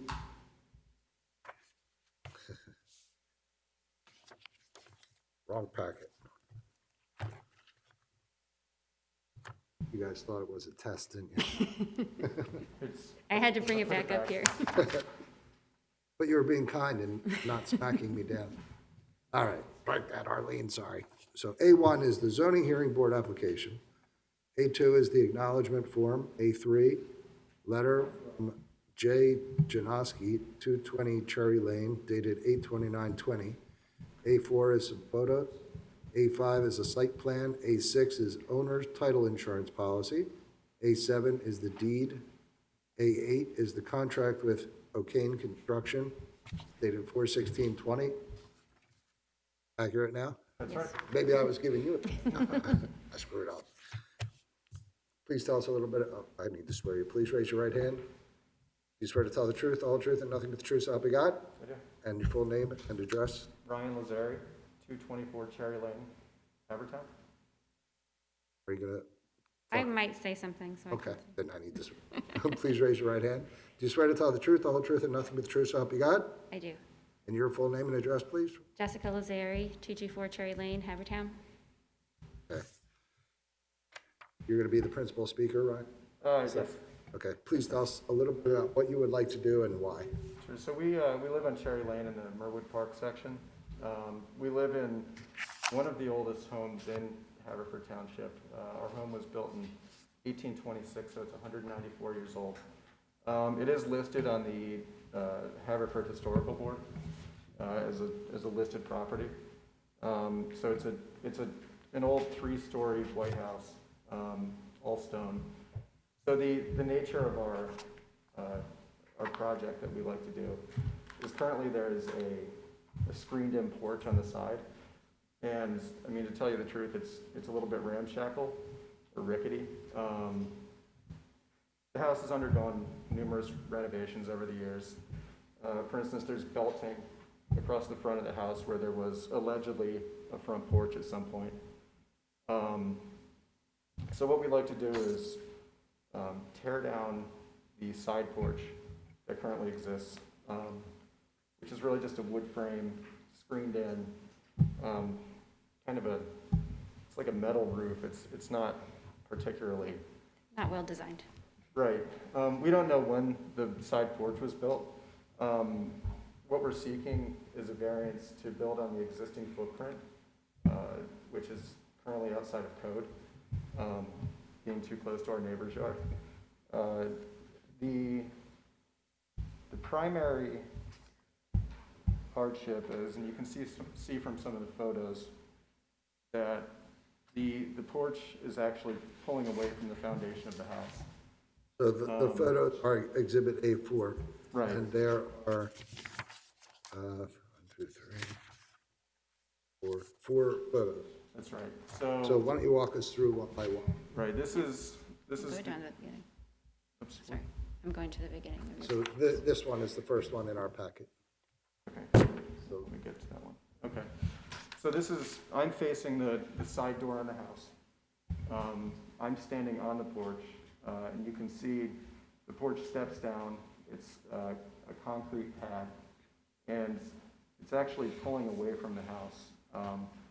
So in the design, and we're working with Finbar O'Kane, his recommendation is that the entire pad needs to be demolished and the 2-story addition built back up on top of the new structure. So you can see some pulling away from the house. It's actually sloping down somewhat. I don't know if it was built that way. Here, you can see, you know, where the steps on the left start, the porch does start to slope down, and I don't know if it was built that way. I mean, we don't need or require any drainage. We don't get any water on there, but because it kind of looks like maybe it was designed like that, but I don't. You know, you can still see that the foundation of the pad is split there. And these steps are completely pulled away, like just over time, they've Right. kind of pulled away from And, the. and this crack that you see on the left edge of the top stair, Yeah. is that going all the way down through? Yes. Yeah, okay. It's right through the whole slab. That's right. And that's where it kind of starts to bend down towards the right-hand side of the porch. Yeah. There's a closer look. And the only other photo is a closer look of, that's looking towards the house. That's the concrete pad. Just a in the closer, foreground, and then, you know, pulling away from the stone structure. I just need to make sure only one person can speak at a time, Sorry. or because Arlene needs to take down everything that's said. So the last photo you showed, the one that appears to have some sort of patching or repair work on the wall, Right. what does this depict again? So if you look at the top left-hand corner where it's white, that's the house is painted white. It's stone, painted in white stucco or, you know, white paint. So that's the house. It's kind of a weird angle. But I was trying to. It's point supposed out to, that the- it's supposed to be like this, right? Yeah. Right. That's the- This meaning sideways. Yeah. The picture on the screen should be rotated 90 degrees clockwise, Right. right? Okay. It's basically just depicting the crack between the existing structure and the house. Which, again, the hardship being, you know, to protect the integrity of the house, the entire pad needs to be taken down. The, you know, the other part of it is the historical nature of the house. And we want to keep similar proportions that we currently have. So, you know, to build within the code, we would have to shrink down the porch area. And, you know, we'd like to maintain our living space, you know, as it currently exists. And again, kind of maintain the look of the house as it currently stands. Mr. Kane, if I may, Yes, I'm trying to look through the documents we have here, and I'm not sure, do we have a plot plan that was submitted by the applicant? there's a hand-drawn plot plan. It's There is, okay, I'm trying to A5, the site find plan. that here. We spoke over each other, Bill. So, yes, you have it? There's a slight delay. Billy, was that a yes, you have it? I'm looking right now through what I have, sorry. That's all right. It's immediately following the photos. I just want to make sure that we're compliant with what we need to be submitted, so I'm sorry, I was just trying to see. Right. Yeah, I guess I do have is where it has looking right to left, it says house and then old porch. Am I looking at the right one? Yes. Okay, thanks. Sorry about that. No Go worries. ahead. So where were we? Now, so just in plain old terms, you want to build an addition on top of the footprint of the existing porch? That's correct. And all the pictures that we just looked at demonstrate why the concrete needs to be broken out. I mean, it looks like it's cracked and it's sloping. Right. I'm no expert, I haven't seen your house, but it doesn't look like someone built it with that natural slope. It also looks like it's pulling away from the house. But, okay. So tell us a little bit about the construction that you plan to do. Like, what are you gonna build and what are the rooms gonna be? You heard some of the last case. Right. Right, so currently, well, I'll start with the structure. So we intend to build a two-story structure. First floor, which is the existing porch, would be additional living room space. So we have 3 kids and a dog. We would kind of use it as a transition room from the backyard, which it currently is right now. But a little bit of a mudroom, a little bit of a family gathering space, and just a little bit more space for our, our family of 5. I've been using it to work all summer, but we use it as living space. I mean, currently we use it when it's, in the warm weather months. We'd like to, be able to winterize it and, use it all year round. The second floor. Because you'd like to, or because you need it? We need it. Like I said, the family of 5, and it just gives our kids additional. And your remote work at this point, working remotely? Yeah, I mean, when it's nice out, I'll go outside. So does that create the need for more space in the house? I mean, it helps. I like having natural.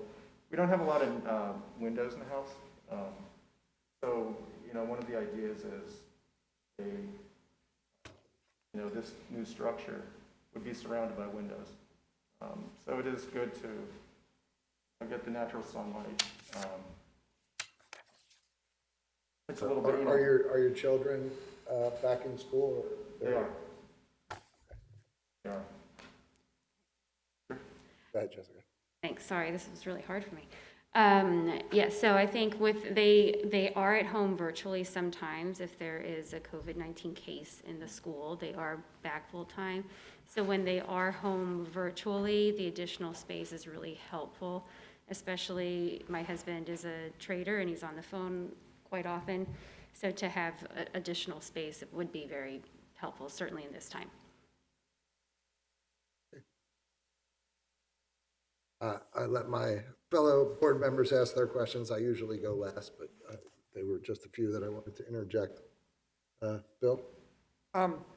This is a 2-story addition of that. I mean, really what we're talking about here is some additional space.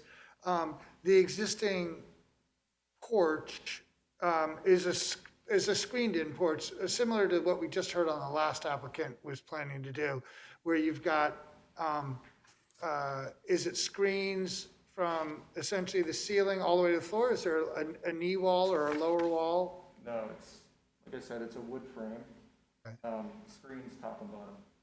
Okay, and then with corner columns, I'm assuming, right?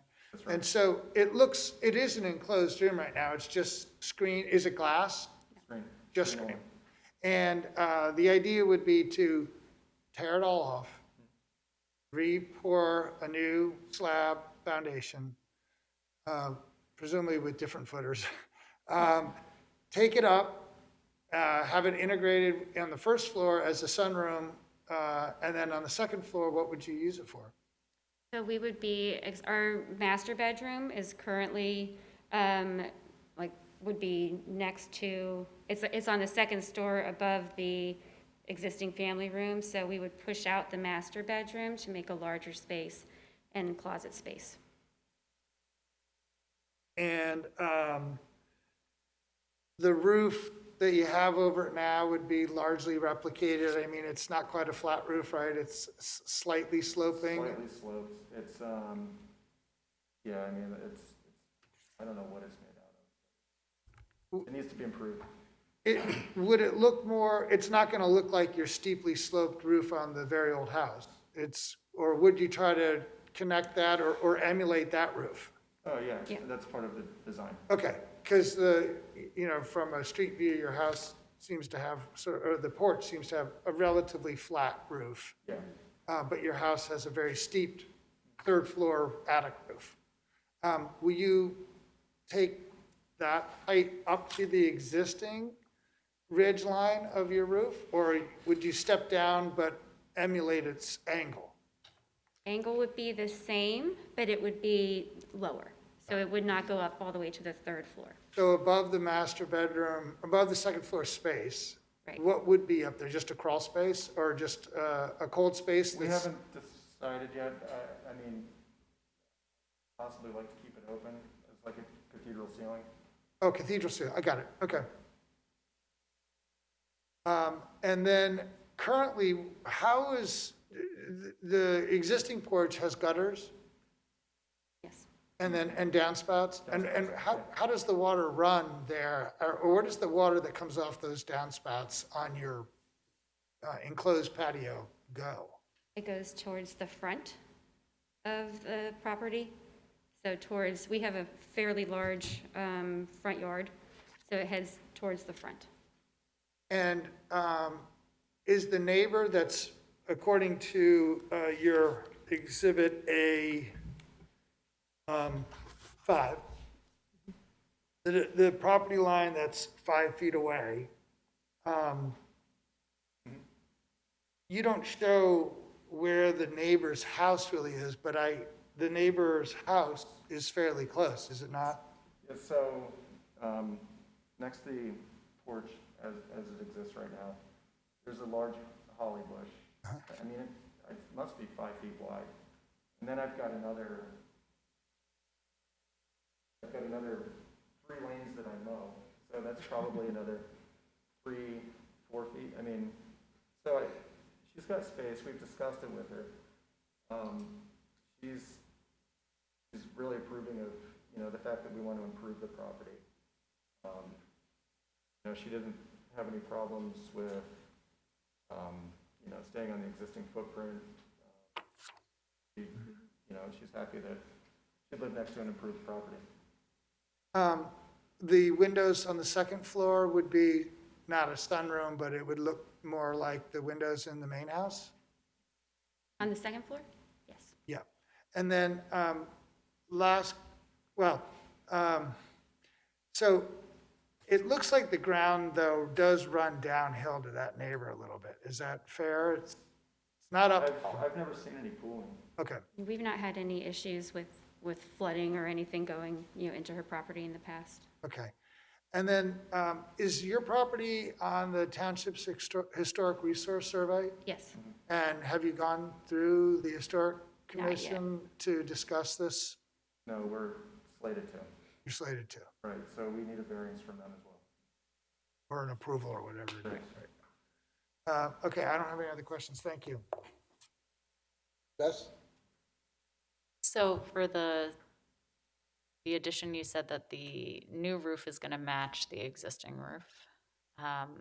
And looking at a picture of the front of your house, it looks like that means you are almost going to have 3 stories on the addition. No, it's going to, right now it looks like the peak of the roof kind of joins right in the middle of the 2 side windows. I'm not sure if you see that in the picture, on the 3rd floor. Okay, so the addition on the 2nd floor is going to have a sloped roof once you're inside. That's potentially not full height in that Right. space. Right. Okay. My next question is so you have to take down the current porch in its entirety due to the foundation. Was any consideration given to decreasing the footprint of that porch, whether it be by a foot or 2 feet, to make it more conforming than it currently is? I mean, consideration, yeah, because our initial permit was denied. So that was a thought. I mean, we've been living with this amount of space for 5 years. We bought the house in 2015.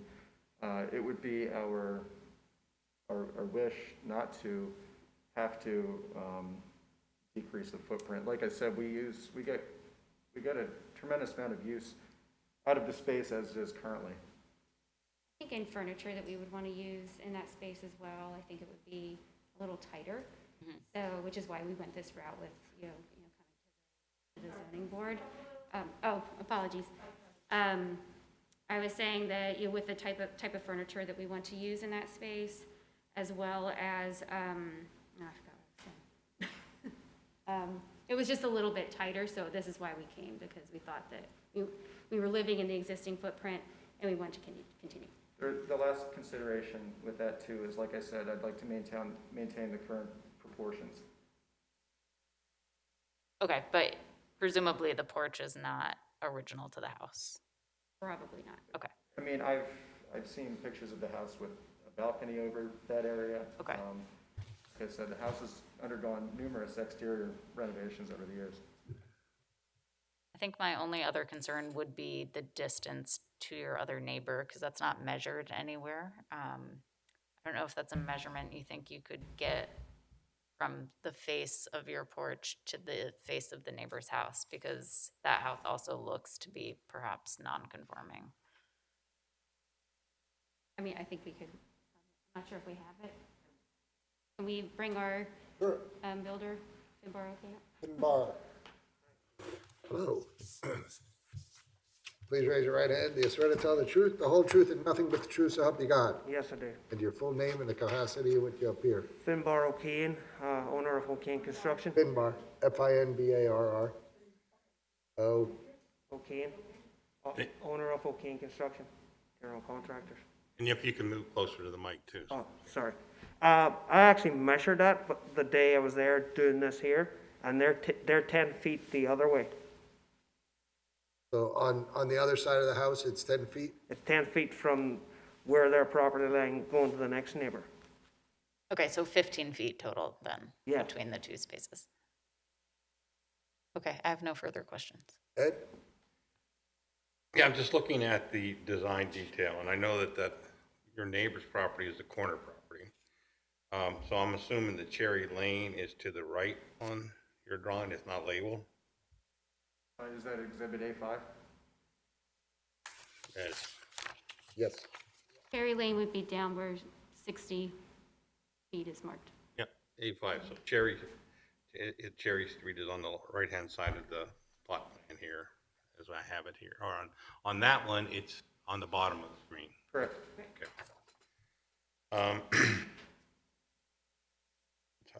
Yeah, looking at the photographs, I'm glad that you gave a measurement, because it certainly doesn't look like 10 feet from the property line if you're 5 feet from your porch, but it looks awful close.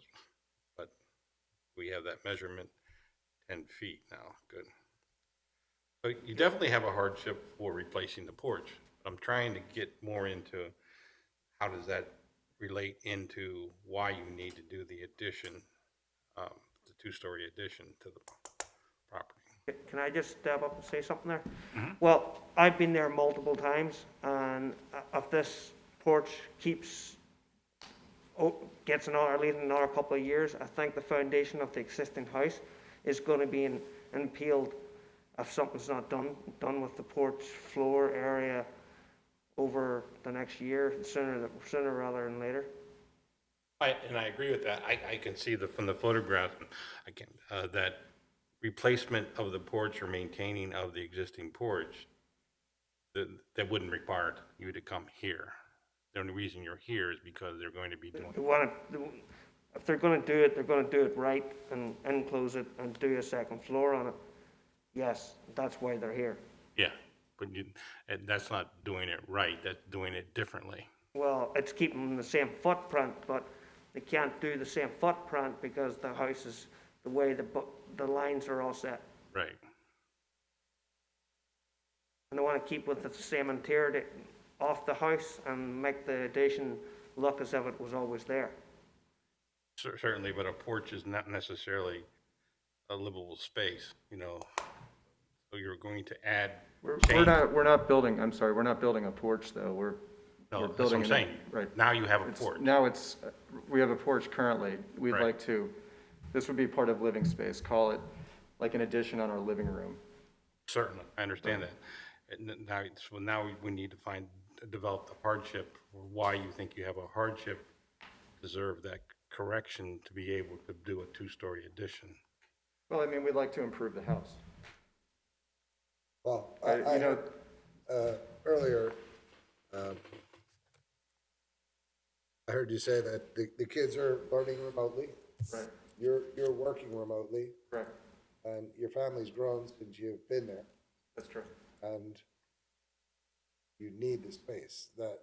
I thought that's what I heard you say. If I didn't, I agree. please correct me.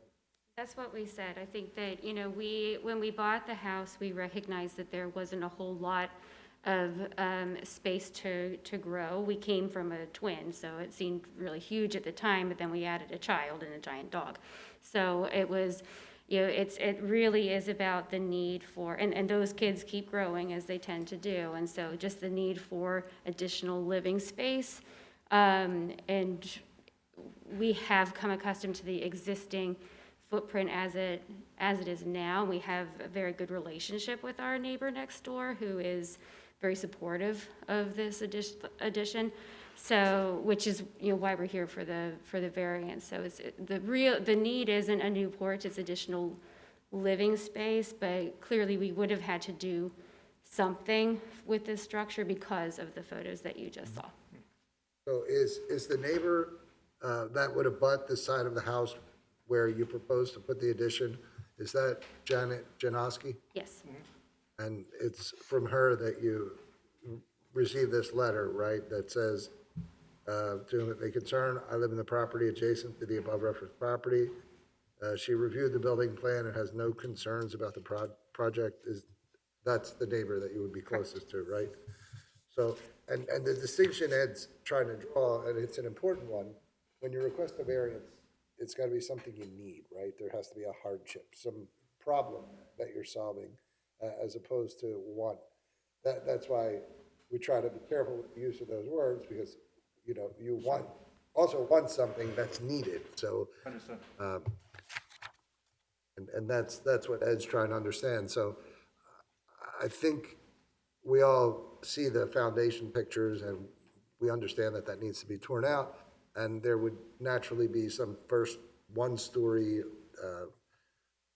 building, if you will, because there's a porch now that's covered.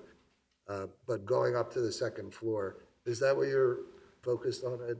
Well, I did read something in here, and I didn't hear that it got onto the record about the fact that the age of the house and that the setbacks and stuff were developed after the house was built.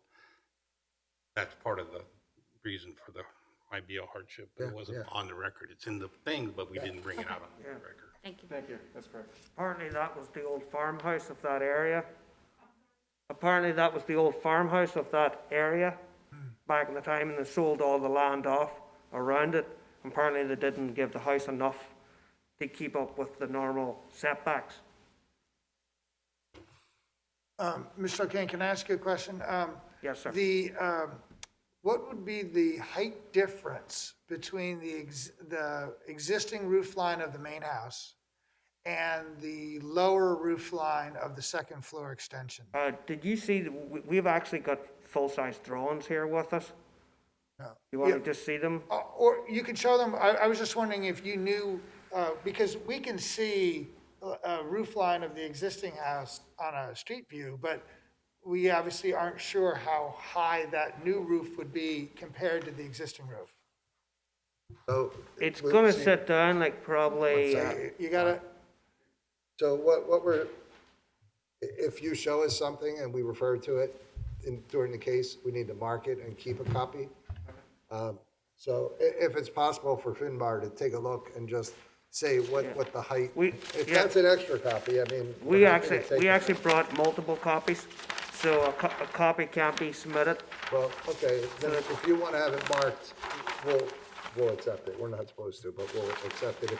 If you want to grab another copy, and so Bill can have one to refer to, and you can. I was just interested in how much lower it would be than It's the, about 3 or 4 feet lower than the original peak. So it is. Yeah. For that.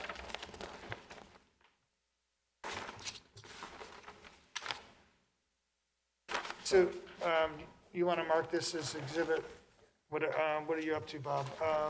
A9? So we're gonna mark these as one collective exhibit. Yes. The A9, and it is. You want to describe it? Yeah, sure. So for the record, Exhibit A9 consists of 3 pages. And the first page shows the first floor plan and the second floor plan. Yes. The second page shows rear and side elevations and a foundation plan. And the third page shows the front elevation. And on that third page, we can see the proposed 2-story addition with a roof that is similar in slope and presumably construction style or at least roofing material as the existing roof. Yes. But it's, as you have said, it's approximately 3 feet lower on the ridge line than the main house. Yes. And we're gonna copy the existing house, all the wood returns and the dental molding and all that, but I know that's, these don't. And so the windows will be remnant, on the first floor will be the 6/6 that matches up with the Yes. main house. But upstairs will be 4-panel windows that are smaller than the upstairs of the main house. Yes, they are, and that just goes and coinciding of what's there in the original house. Yeah, that'll be for the Historic Commission to Yes. sort out. Okay, thank you. That was helpful. Thanks. May I ask one other question, if I could? And it's really not like a construction question, but from the applicants. Do you feel that this is sort of the minimum amount of improvement that you need to enable the reasonable use of your property? Can you repeat the question? Do you feel that what you're asking us to approve represents it represents a variance that's necessary for the reasonable use of your property? Yes. Do you think it will alter the character of the neighborhood? If we add the addition, no. Okay. And is what you've asked for the minimum that will afford the relief? And do you think this is the least modification possible for, for your use? Yes. Ed? Okay, these drawings helped a lot, because now what I think I'm seeing, and see if you verify, basically you're keeping a porch, it's gonna be a sunroom as opposed to a porch, you're just adding upstairs to your porch. Yes. Okay. So it's gonna still be like a 4-season room or something? Yeah. Okay. Thank you, that's enough, I got it. Yes? No further questions. Is there anything else you guys would like to add? Thank you for your time. Okay, we're gonna take a 2-minute recess and step outside and have a quick conversation, Thank you. and then we're gonna resume, so you're not done yet, okay? Thank you.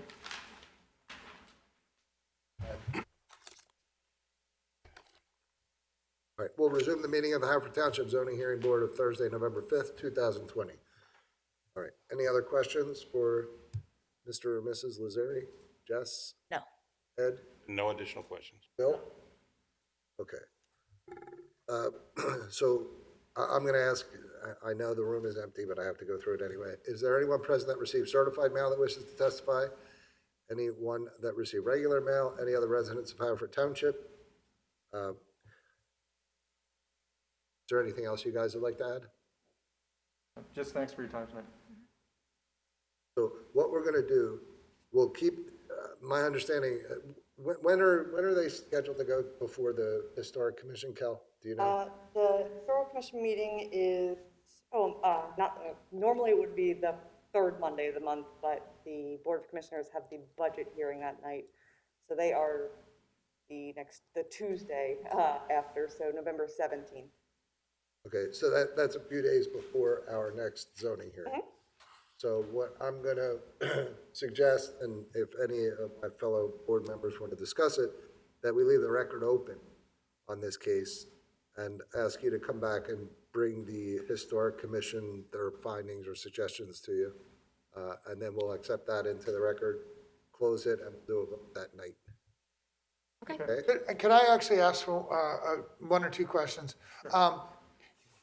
The size of your master bedroom now, and the number of closets that you have in your bedroom, do you know what those are approximately?